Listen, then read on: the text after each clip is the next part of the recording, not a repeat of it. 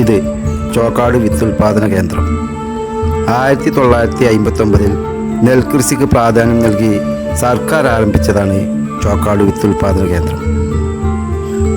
പടിഞ്ഞാറ് ഭാഗത്ത് ചോക്കാടൻ പുഴയും കിഴക്കുഭാഗത്ത് മലനിരകളും വിത്തുൽപാദന കേന്ദ്രത്തിൻ്റെ പച്ചപ്പുതപ്പിന് മനോഹരമാക്കി. 29 ഹെക്ടറോളം പ്രധാനമായും നെൽകൃഷിയാണ്. കൂടാതെ കവുങ്ങ്, വാഴ, കുരുമുളക്, തെങ്ങ്, വിവിധ ഇനം പച്ചക്കറികൾ തുടങ്ങിയവ ഇവിടെ കൃഷി ചെയ്യുന്നു.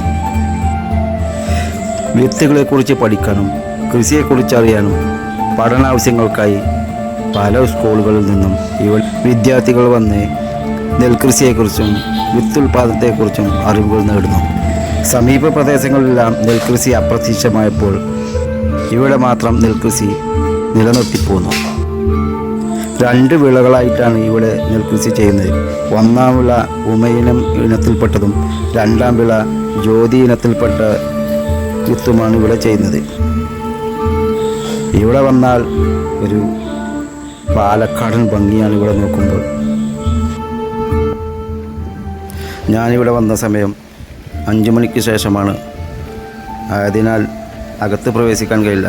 അകത്ത് ധാരാളം കാഴ്ചകളുണ്ട്, ഒരുപാട് കാര്യങ്ങൾ മനസ്സിലാക്കാനുമുണ്ട്. മറ്റൊരു ദിവസം ഇതിൻ്റെ ഫുൾ വീഡിയോയുമായി വീണ്ടും വരാം. പ്രകൃതിയെയും കൃഷികളെയും സ്നേഹിക്കുന്നവർക്ക് നല്ലൊരു അനുഭവമായിരിക്കും ഇവിടെ വരുന്നവർക്ക്.